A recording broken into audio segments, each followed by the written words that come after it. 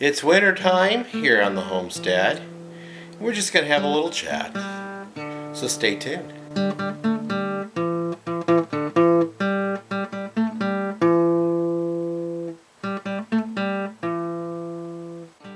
Hello, welcome back to Pine Meadows Hobby Farm. I'm your host, Jerry Hansen. And I thought we'd just have a little chat today. It's been busy around the homestead, and we have really bad inclement weather, so there's not much to show outside except for a few shots I took for you guys' benefit here and there throughout the week. So we'll just include them in this little chat so you can see what really is going on here in the Pacific Northwest, high in the Cascade Ranges.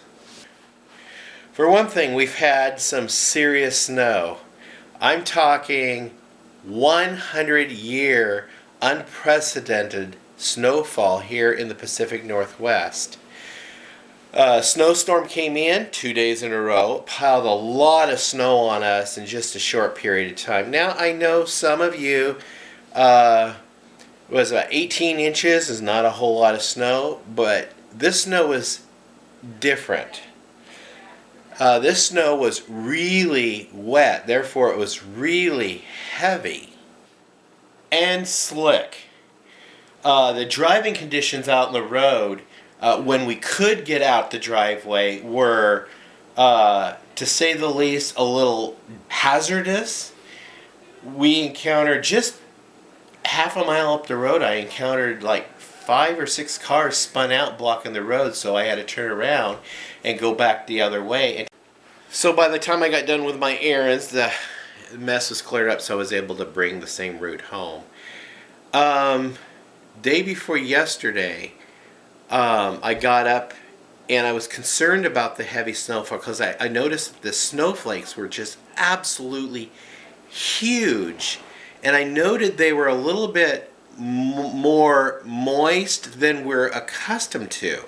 So in the middle of the night, I was concerned about the weight of the snow on the awnings. I have an aluminum awning over the deck. I also have an aluminum awning over the carport. So I went and stepped out and I looked at the awning over the deck. It seemed okay. And I turned around the corner and saw that the roof was starting to collapse over the car. So I ran in, grabbed my car keys, and moved my car out of the carport so the snow wouldn't collapse the roof onto my car. So we took care of that situation in a real quick manner. I went ahead and took a step ladder and a couple of milk crates, and we supported the roof, or I supported the roof until morning when I can get some help. And we took care of it. Anyway, the snow has been lingering. It's been not added to since then, but it freezes. It melts a little bit, freezes. Most of the time it freezes. I tell you what, I am so done with snow. It's been here all week. For a couple days it literally stranded us in. I mean literally. We were trying to move my son's travel trailer and it got stuck in the ditch. The truck rolled back on the ice down the hill right into the creek. It took 3 neighbors with 4x4s and a winch to get that trailer out of the ditch. My son's car also slid right down that little hill right into the same creek. So we're naming that little spot on our creek the Bermuda Triangle of Pine Meadows Hobby Farm because it swallows trailers and cars. At one time, I don't have a picture here, it swallowed my daughter's Jeep. So this catastrophes here, one after another. It's just been a little bit chaotic here on the farm. My daughter's 4-wheel drive on her Jeep gave out. It seized, okay? We were trying to move it out and she could not get out, so she was stranded. We got the neighbors across the street and they came over and was able to finally get it out of here, and the Jeep is actually over in the mechanics getting fit. It turned out to be a diaphragm that broke on her 4-wheel drive. I'm not familiar with mechanics on that aspect, so I don't know what it is. Anyway, they're fixing it, and pretty soon she'll have her Jeep back. My son, that same day her Jeep broke down, driving home from work, blew the head gasket in his car, so he's out of commission. Yep, that car in the ditch, it blew a head gasket, so it's at the mechanic shop also, and we're in the market for buying another used car for him for cheap, so he can get back on the road again and not have to use my car. Right now my car is the only transportation that's working on the whole farm between the four of us. My pickup sprung a leak. There's a oil cooling system that is an adapter where the oil filter is, sprung a leak. So it's just a matter of replacing $10 worth of seals. I do not feel like getting on my back in the cold icy snow and slush and changing a seal gasket. So we're just going to wait. It's no heavy need that we absolutely need the truck now. The bunny bungalow is finished. The rabbits are moved in. And it's been such a relief having the rabbits moved in there. Now we don't have to deal with this inclement weather and frozen rabbit water bottles. They do not freeze up in there. We're able to open enough windows and create enough draft to keep the moisture from building up. The rabbits seem so much happier in there. Even though their cages are a little bit smaller, those are the original cages we raised them in. The does are in a much larger cage, but the bucks are in smaller cages. I still have to come up with the money to purchase all new cages, because I do plan to purchase, and I built a space to occupy 9 30-inch by 30-inch by 18-inch high cages, big enough for these meat rabbits.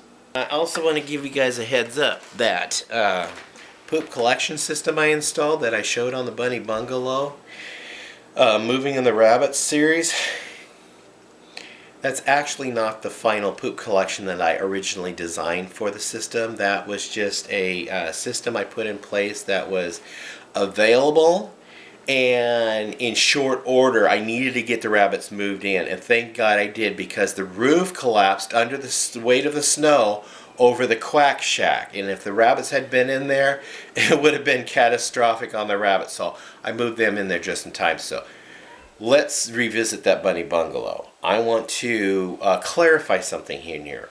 The poop collection system, that is for now. My more permanent poop collection system, one of my viewers made a comment, why don't you try this, this, and this? Well, I want to answer that question. That is probably the method I originally designed for the bunny bungalow and had in mind, is implementing PVC pipe and some vinyl corrugated roofing material as trays sloped under the cages, and have a pressurized water system to spray down those daily to wash all of the rabbit manure and urine down the tubes, out of the bunny bungalow, over a screen, and have all the fluid go through the screen, and all the rabbit little round pellets roll into a bucket that I can implement the garden with, or bag it and sell it.